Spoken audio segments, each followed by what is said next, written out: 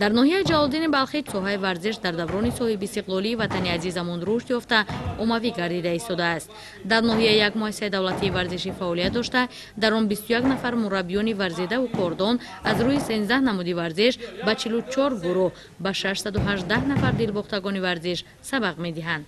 برای گذراندن مشغولیت‌های ورزشی همه شرایط‌های لازمه فراهم آورده شده است. همین است که ورزشکاران مؤسسه مکتب ورزشی در مسابقه‌های گوناگون با گرفتن جای‌های افتخاری نایل می‌گردند.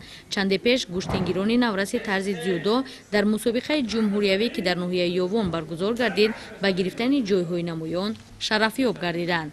من 8 سال میباشد که در این تالار مشق میکنم و در مسابقه جمهوریوی جای اول را به دست آوردم و من میخواهم که در آینده پرچم تاجیکستان را بلند بردارم.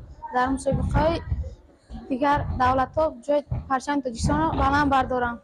باید تذکر داد که با مبلغ گذاری مقامات اجرایی حکومت دولتی ناحیه به نام جلالدین بلخی در صحن حولی این مکتب ورزشی بینای نوی زمانوی دو آشیانه با تخخانه بخشیده به تجلیل جشن 35مین سالگرد استقلالیت دولتی جمهوری تاجیکستان آغاز گردیده است. مساحت ساختمان 914 متر کوادراتی را تشکیل می‌دهد.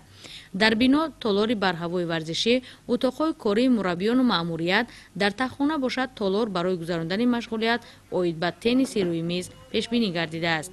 کارهای ساختمانی را بیناکاران جمعیت دارای مسئولیتش محدود ساختمان ناحیه به عهده دارند. در صحبت مسئولین مؤسسه دولتی مکتب ورزشی ناحیه اطلاع دادند که کارهای ساختمانی از روی لایحه پیش بینی گردیده در عرفه تجلیل جشن 35 سالگی استقلال وطن عزیزمان مورد استفاده برای قرار داده می شوند.